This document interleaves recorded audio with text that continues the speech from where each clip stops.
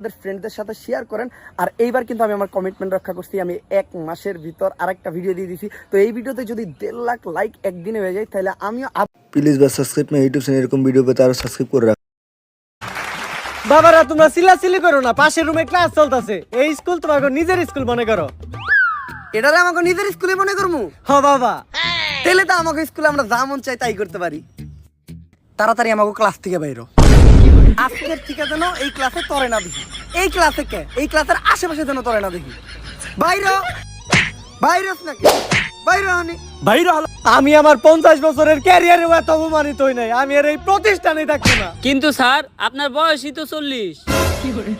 অনেক আশা ছিল আমার প্রতিষ্ঠান থেকে এবার এসএসসিতে অনেকগুলা গোল্ডেন এ প্লাস চাইবো, মনে হয় এটা আর সম্ভব না। এই দুনিয়াতে কি এমন কোন টিচার নাই যে এই স্টুডেন্ট গুলার মানুষ করা পারবো? স্যার, আমার কাছে এমন একজনের সন্ধান আছে যে কিনা করে মানুষ করা পারবো।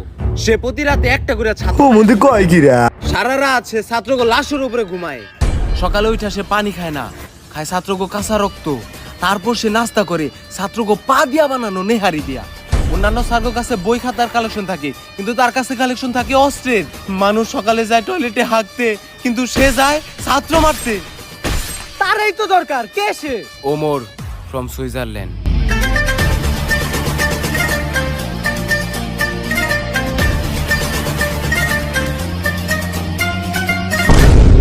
আরে স্যার উনারে তো আমরা চিনি। 1000 ছাত্র কুবাই মারার দায়ে উনি তো এখন আয়না করে।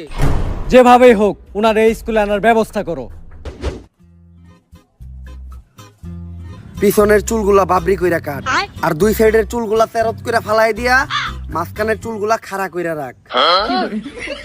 স্যার আপনার যে চুল, এই কাটিং তো পসিবল না, খুব বেশি হলে 1 মাসের ভিতর আরেকটা ভিডিও দিব। আর এই ডেঞ্জারাস দেশি চেয়ার সিরিজের আরো যদি আপনারা পার্ট চান তাইলে উড়া ধুরা কমেন্ট করেন। তো আজকের মতো